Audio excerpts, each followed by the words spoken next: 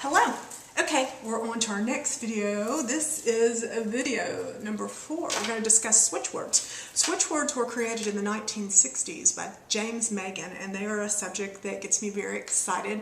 I found switchwords when I was actively seeking magic in my life. And switchwords popped up and I found them, and it was from this gorgeous man, James Mangan, and he wrote this book, The Secret to Perfect Living, and it is filled with switchwords. Switchwords are words that turn on the subconscious mind like a light and activate us and get us going in the right direction, and we can use these switchwords anytime we want. Now, your book that you're going to get with the program is filled with switchwords, and the book is filled with so much. You're going to be busy creating abundance, but you're going to love it and you're having so much fun. So the master switchword is together. Together is the master switchword. Together pulls together our conscious, subconscious, and superconscious mind and brings us into our goddess self. So we can use together anytime, and then we can put other words with it. We can say these words to ourselves. We can say these words aloud. One of my favorite words to say aloud is, and I'll do it for people in my family all the time when they lose something, reach. You can say reach, and you'll find things you've lost. So reach, next time you can't find something, and the more you play with it. Also, I use reach to find parking spaces. I love that. I'm a master at parking spaces. My kids are like, Mom, you always get a great parking space, and I'm already mentally playing with reach before I get there, and I like to send my angels ahead of time too. With our angels, I'm sure you have been told that we can only get help when asked. We must ask our angels. And I love to get my ego out of the way when I learned that if we can ask Archangel Micheal to cut cords for us, to cut cords everywhere. You can get so creative with your mind with cord cutting. Just go to town with your cord cutting. Ask Archangel Micheal, and we ask Archangel Micheal to do it. We get our ego out of the way and we get heart-centered. There's a very important teaching that's coming up all the time now, is to get heart-centered. We want to come from our hearts and not our mind. Our heart, the ego can't seem to enter, which is a beautiful thing, so we can relate to people on different levels. Okay, so since we're talking about abundance, now I'm going to say my favorite switchword combo is together, divine, love. And then your book will be filled with these. You can look at them. Divine is the switchword for creating miracles or the extraordinary. So, you hear divine thrown around a lot, but when you realize that it's to create miracles or the extraordinary, that holds a little power to it. And then love. Love creates a healing balm on anything it comes near, on anything it touches. So for me, one of the most powerful abundance switch word combos, because I like to combo them and you can get super creative with them, is together, divine, love. Now, if you want to get into more of an actual money, count. Count is the switch word to attract money, in the sense that James said that when we see a pile of coins laying there, if you see a dime and a nickel, you know that's 15 cents, right? Count. You count money when you see it. So that's a powerful attractor. You can say together, divine, count. Find is one of my favorite powerful switch words. To find a fortune. Find. So there's some of them. You can work with them. I also discovered and loved plethora. During a period when I wanted to constantly remind myself that there is more than enough of everything. Competition for resources is an illusion. There is a plethora of health, money, and mates for all of us. So keep that in mind. Plethora is a fun one to play with. And I'm a big firm believer that people can create their own switch words. If a word gets you excited and gets your juices flowing, please work with it. If there is a famous person that gets you going, or you want to be more like, you can use them as a switch word. I was asked once on a forum, I was asked, what if someone spoke Spanish? They said, would the switch words be more powerful in their spoken language? And the general consensus was yes. So of course, play with it and see what works best for you, because there's no hard, fast rules. But you can play with your switch words, and you can know that James Mangan, even though he's gone to non-physical, he's with us, and you can call on him to help. We do have so much non-physical help around, and you can play with your switch words and look at them through the book and get different ideas in different ways. When we're dealing with negative emotions, you can also play with clear. If a negative emotion comes up that you're not happy with, you could say clear and take a deep breath and connect yourself. Also, another word that just came to me is heart. Let's make heart a switch word so that we get out of the mind and we go to our heart. heart. I love that. Let's make that a switch word.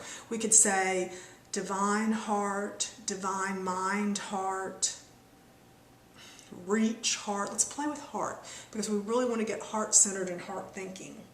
Okay, I'm getting the urge to introduce you to one of the crystal skulls. These are fabulous. You can look at this. This is one of my skulls. Oh, and then I have this big boy. This is one. This is a skull. This is a Himalayan crystal skull. Skulls are the mind. They're the higher mind. They're the higher thinking. I'm told we use these in Atlantis and Lemuria for healing. They're so fabulous. When you get in contact with them, because now that you've seen one, if you're meant to be near the skulls, they'll start to come in contact with you.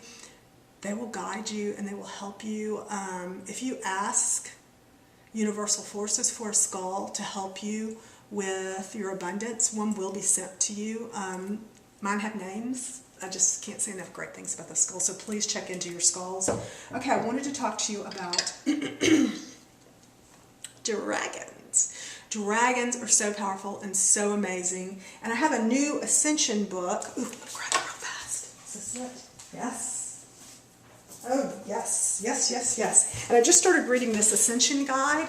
She, in the book, Diana Cooper, I couldn't believe this because I've kind of kept it to myself that I have dragons. I have dragons, and they help me, and they're so powerful. And you know, dragons will help you get money. Well, Diana in the book says that dragons like people to know about them. So let me share with you that you can have dragons. You can cultivate dragon spirits. And as we move to the higher dimensions, there are dragons. Diana also discusses unicorns. Unicorns are powerful for abundance and powerful for reminding us that our connection to our goddess force is our abundance, that money is just energy and that we can flow it anytime we like. So play with calling on dragons. You could draw pictures of them, or you could find pictures on the internet and make copies, you know, and play with them and maybe call one and see who comes to you and see what, you know, what you work with. Of course, ask that it's for the highest good of all involved. Ask that only the light white beings come to you, you know, be focused with your intention. And then I always, of course, work with candles. Okay, this stone and this crystal's coming up. This crystal comes up. This is the pink tourmaline. Pink tourmaline has been very instrumental in my life because one of the uses of pink tourmaline is understanding that nothing has power over you, that you are the powerful creator of your life, so in your reality. So as one of my favorite teachers, John Randolph Price, who runs throughout my book, says, no person, place, or thing is the source of my supply. Divine energy is the source of my supply. So as you start to get that and your consciousness understands that, and excuse me, I'm about to burp. Burps are energy shifts. So I'm going higher, which I love. As you start to understand that your connection to your source is your supply, the worry will calm down a lot. We do not know where the supply, where the money, where the abundance will come from. It can come from the craziest places. I remember when I went through my last period where I was a little concerned, and I did a Neville Goddard exercise, and I'll have to tell you about that one. But I did a Neville Goddard exercise, and it worked beautifully, and a lot of abundance came. And I'll have to give you a link to that one. Anyway, a lot of abundance came from that, but it came from a place that I would have never in a million years imagined. So as you're doing these abundance practices and finding the ones that feel good to you and flowing with what you like, because everyone is so different and so unique, and one thing will work for one person and not so much for another, and vice versa. As you're finding these, get very unattached to where the abundance is coming from. We don't have to know. We just know it's coming because it's coming. And we have faith, and we have knowing that our guides and our dragons and our unicorns are all out there working to help us, and our Lakshmi and our just on and on and on with the help and the resources that we have. And ask and it is given.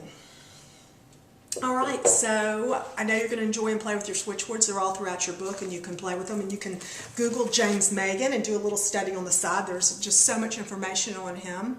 And we are just creating and creating and creating more abundance. It's very exciting, and we'll flow to the next video. All right, wonderful.